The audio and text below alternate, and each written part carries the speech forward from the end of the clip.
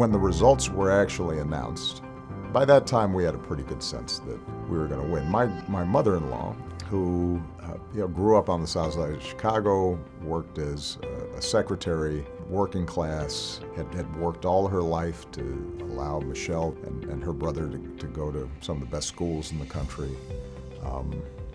She was sitting on the couch, and I could tell she just seemed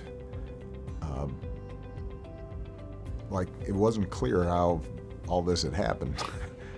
And I sat next to her, and I grabbed her hand, and we held hands just as it was announced that the projections were I was going to win. And I said, how are you feeling? And they said, well, it's just a little overwhelming, isn't it?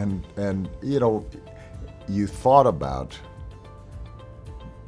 what this must be like for her, even more than for me or Michelle.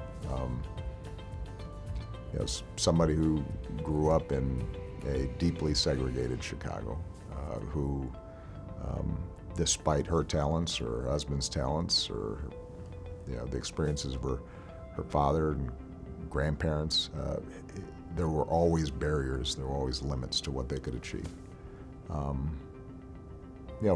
For her to see this moment where suddenly, even if not all problems were solved and not all issues of discrimination and legacies of slavery and Jim Crow had suddenly vanished the way I think some people naively projected.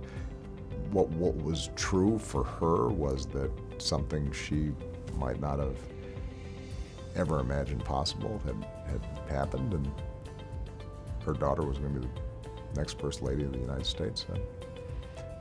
Seeing it through her eyes, I think, was made it a little more special.